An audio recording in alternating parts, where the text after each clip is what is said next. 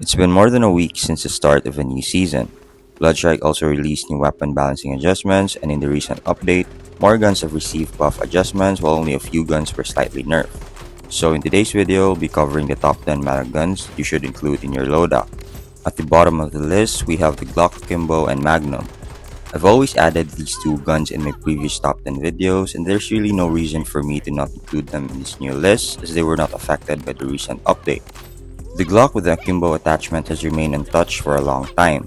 I've started playing this game way back November 2023, and as far as I can remember, there were no adjustments on this pistol. This gun still deals 45 headshot damage, 32 damage on the upper body, and 30 damage on the lower body at 5 meters. The damage drops on enemies at 10 meters from a headshot damage of 45 to 36, 25 damage on the upper body, and 24 damage on the lower body. Since it uses an Akimbo attachment, it deals twice the damage. The range is not that impressive, so you need to be very close to deal maximum damage. The Magnum, on the other hand, is known for its high burst potential that works like a shotgun when you use the Viper mag, and it can be very toxic in close fights. But in the previous updates, the Magnum received a nerf on the damage dealt when using the Viper mag. Now it only deals 50 headshot damage and 35 damage on the upper and lower body at 10 meters. Before, it deals 56 headshot damage and 40 damage on the other parts of the body. With this adjustment, you'll need 3 or more bullets to knock an enemy down with max level armor. The Magnum is now less toxic than before, but the burst potential is still there, so you really can't count this pistol out just yet. These are the attachments.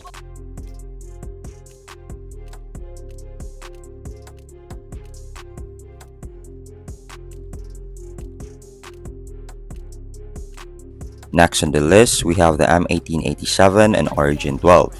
Some of you might not like these shotguns because they can be very toxic just like with the Magnum. But stats wise, I think they deserve to be part of this list. Let's start with the M1887. The M1887 deals an insane amount of damage and can even two-shot an enemy with max armor at 10 meters. Of course, if you hit most of your shots at the head or the upper chest area. The M1887 slightly received a buff on its range in the last few updates from 4 meters to 5 meters. But I noticed that the range increase only works if you use the normal mag or the 7-round mag. Looking at the stats, the 7-round mag has a better damage output, range, and hipfire accuracy, so I tried to compare it with the Dragon's Breath mag to see which is really better in actual fights.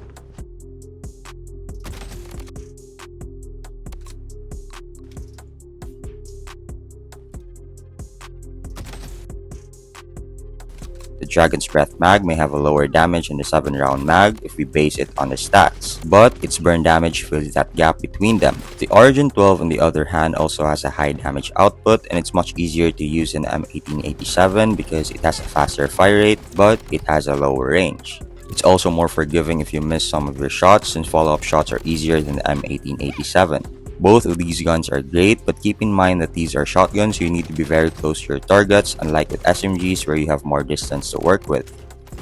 These are the attachments.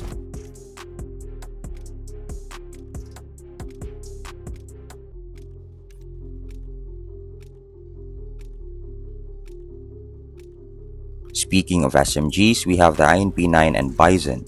Both of these SMGs are kinda mid, but if you use their bass attachments, they become a completely different weapon. Let's start with the INP9. The INP9 has a bass attachment, armor piercing mag.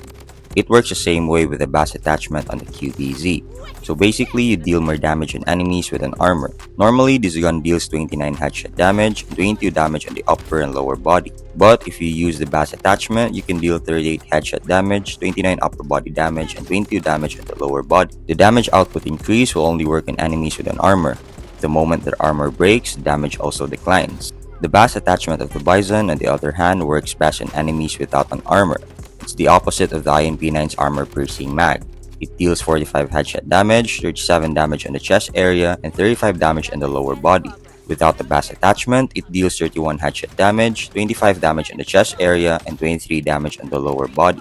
The Bison actually received buff adjustments, slightly increasing its limb damage increase on its bass attachment, enhanced recoil control, increased fire accuracy when using the anti-slip grip. Pairing the Bison together with the QBZ with the armor-piercing mag would be an insane combination. Melt the enemy's armor with the QBZ and finish it up with the Bison. Their time to kill is already fast, just imagine what will happen if you use them according to the strengths. These are the attachments.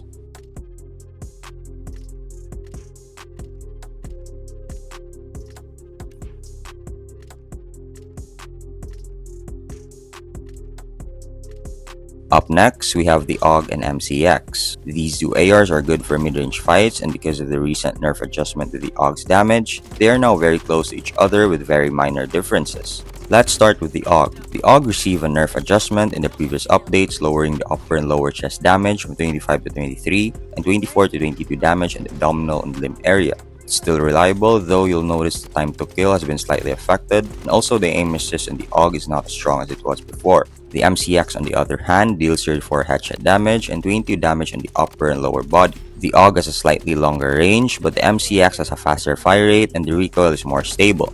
I also noticed that the aim assist on the MCX is a bit more enhanced. It feels like you're shooting laser beams even on targets at 30 to 35 meters. If ever they decide to buff the overall damage in the MCX, then this will surely become the top pick, especially to players in Shutter Island. I was planning to include the FN2000 because it also has a fast TTK given that its fire rate is close to the vector, but it has a range problem. The fire rate on the MCX is already decent and also deals consistent damage at longer range than the FN2000. These are the attachments.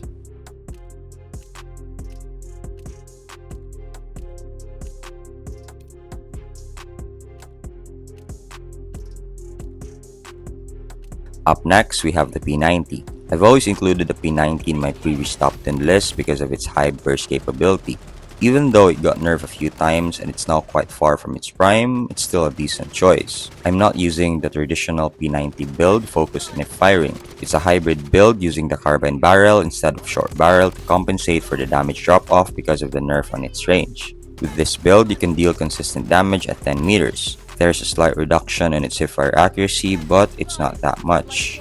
Many SMGs were buffed in the last few updates, and there's also the new Scorpion SMG, but I think the P90 is still above them. The Vector got buffed in the last update, and honestly, the damage increase is almost the same with the P90. It's a great buff, but I just find the P90 to be more balanced. These are the attachments. Next on the list, we have the HK416. This assault rifle is known for its high fire rate and high hipfire accuracy.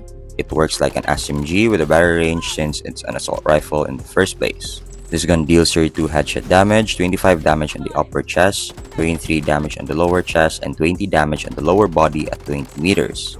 The bass attachment of this gun, the collapsible stock, makes this gun more effective at hip firing rather than when you ADS. The collapsible stock increases the hipfire accuracy, movement speed, and sprint to fire speed, so there's no delay when you transition from when you move and when you shoot. These are the attachments. At 4th place, we have the M82. The M82 has been in the meta for several seasons now, especially with the buffs that it received in the previous updates, like improving the gun's race time, making it look less heavier than it was before. And there's also an increase in its ADS speed as well as with its overall damage when using the heavy barrel. The M82 has the same base damage with the Kala, but with a faster ADS speed and fire rate, which makes it easier for follow-up shots just in case there is a need for more shots to knock someone down. And also, the burn damage duration of the M82 lasts longer than the Kala, and most of the time you only need 2 shots to just wait for the burn damage to finish them off. So far, there's been no adjustments made to this gun so far, so it's still the best sniper rifle to go for right now.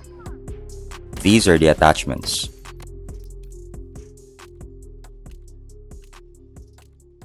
Up next, we have the AK-47.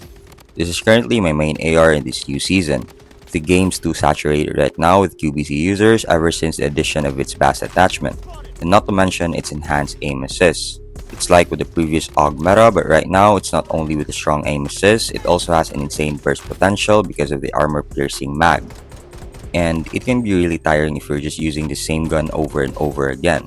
The AK-47 got buffed in the previous update with a damage increase in the chest and limb areas. It now deals consistent damage on enemies at longer ranges, where it deals 44 headshot damage, 34 upper body damage, and 30 damage on the lower body even on enemies at 50 meters. With the nerf adjustment to the spear's damage output at longer ranges, the AK-47 now holds top spot for assault rifles that excels in long-range fights. These are the attachments.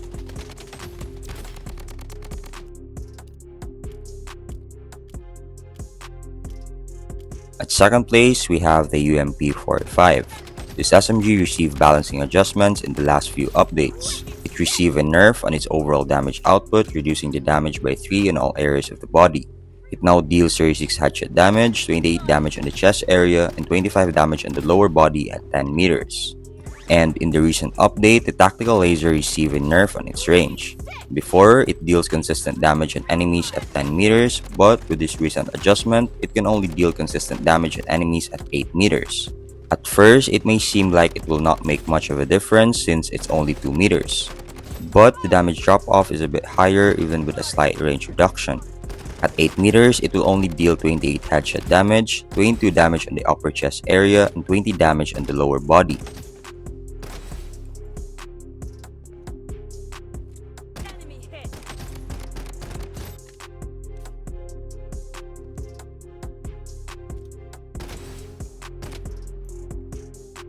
So based on these adjustments, the UMP is still good but only if you use it without the laser attachment. Its base damage is still higher compared to the other SMGs. These are the attachments.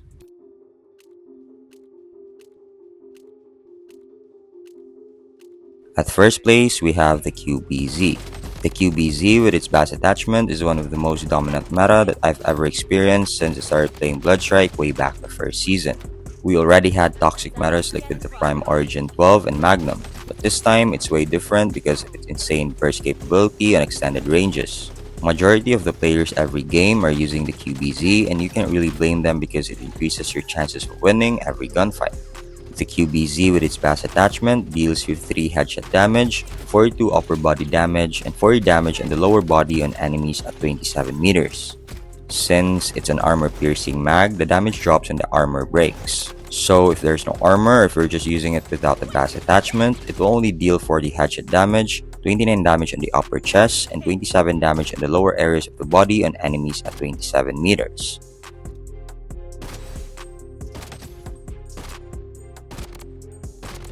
As you can see, the difference in the damage output dealt with and without the bass attachment is really wide. You only have 30 bullets if you use the bass attachment, but considering the high damage output, you won't need many bullets to knock someone down unless if you're dealing with multiple enemies. So far, there's no balancing updates for the QBZ. The gap between the QBZ and with the other ARs right now is too wide, so it will remain at the top unless they do something about it in the future updates. These are the attachments.